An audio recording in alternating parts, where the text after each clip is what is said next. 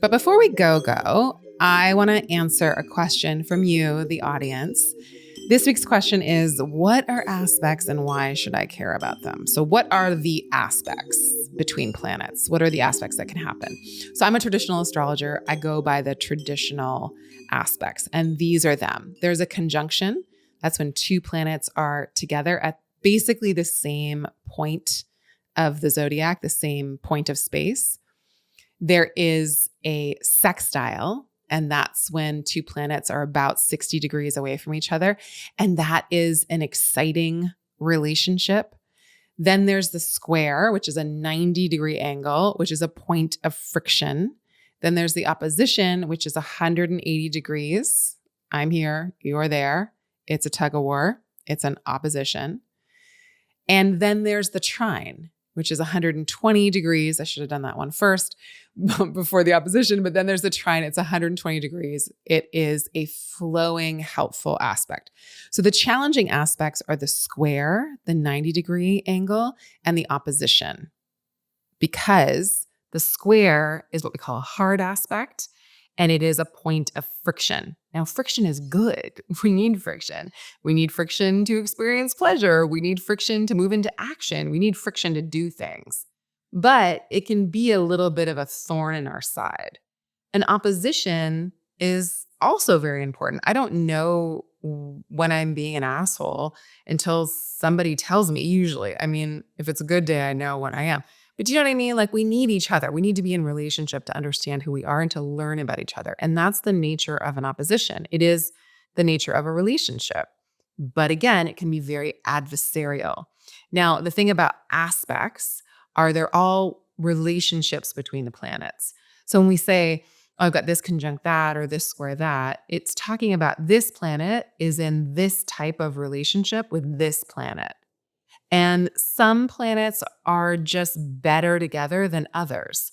So if you have like a square from Venus or Jupiter, yes, it can cause problems, but it's not going to cause like problems. If you have a square or an opposition from Saturn to, say, any other planet, but especially like your sun, your moon, Mars or Saturn, like if you have Mars square Saturn or Mars opposing Saturn or Mars conjunct Saturn, those are planets that are going to cause you grief. And so when they're together, they make you work really hard. That's also not a bad thing. But we tend to want things that are easy and pleasurable and delightful. And, who can blame us? It's just how we're made up. It's just the setup here on Earth. So when you're thinking about conjunctions, two planets together, Venus and any planet together is going to be lovely.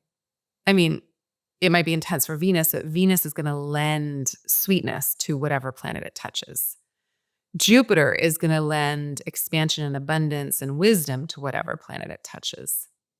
Mars is going to lend heat and a little aggravation, but also some courage and some action.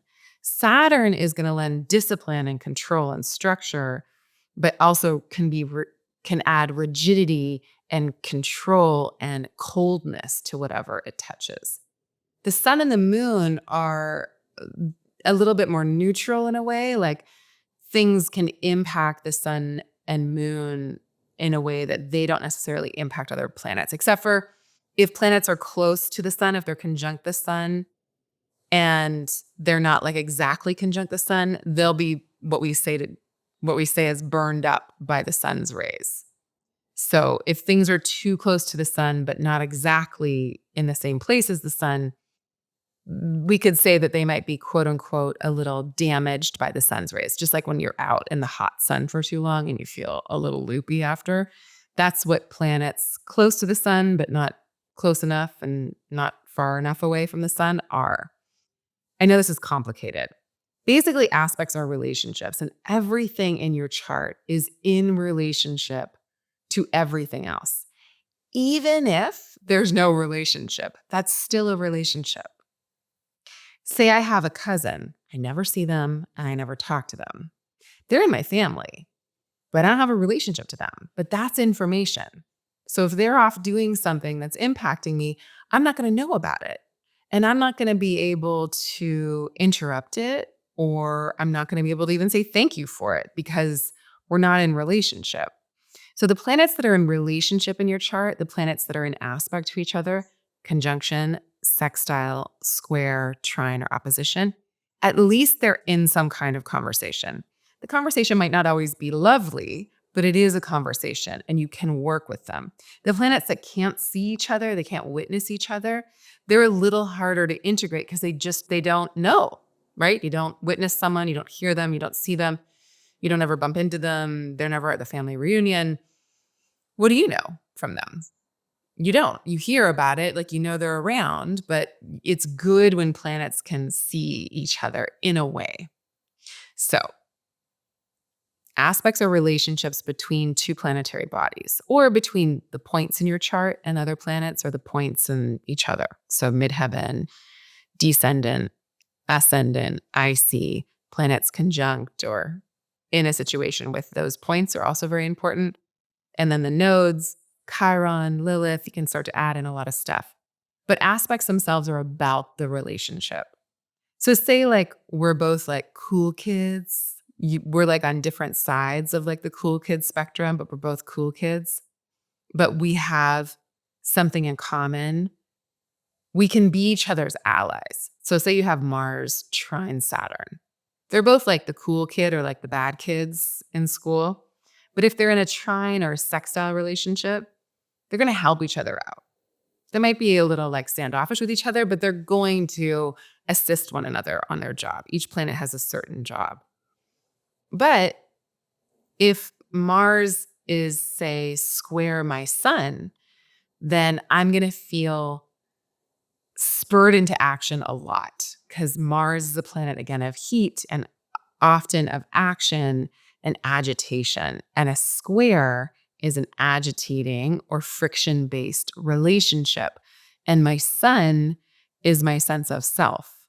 And so if Mars is in my chart, square my sun, I'm going to feel like I need to take action all the time. And part of my work will be about discerning when that is needed and when it's not. And again, it can be a pain in the ass for me sometimes, but it's not a bad thing, right? Being able to move into action is a really good thing when needed.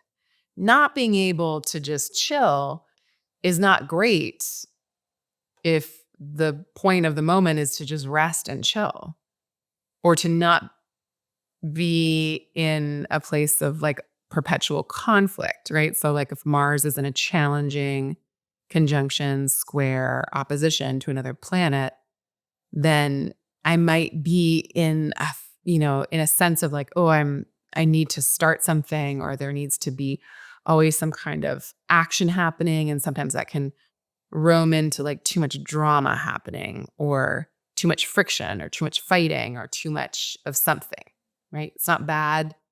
Those things in context aren't bad, or those things in moderation aren't bad. Nothing is. Unless it's like harm. So this is what you should do. You should go to the Chani app, pull up your chart, and look at one planet. Look at your sun to start out. And look and see what aspects, it'll say gifts and challenges, what aspects your sun is making to other planets, or what aspects are other planets making to your sun. And take note, under the gift section, it'll most likely be sextiles and trines, because those are the easy relationships. Sextiles are energizing, they're exciting, they're stimulating, and trines are flowing, easeful help. A conjunction from Venus or Jupiter to your sun will also be a gift to your sun, because those are really helpful planets.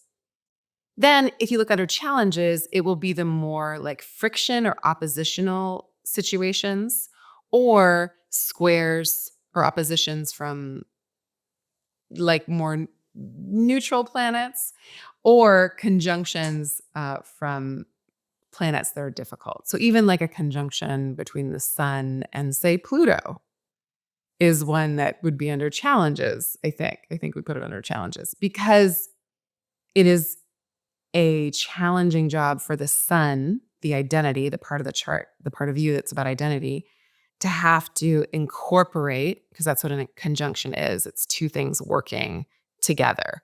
Incorporate such a big, huge energy like Pluto.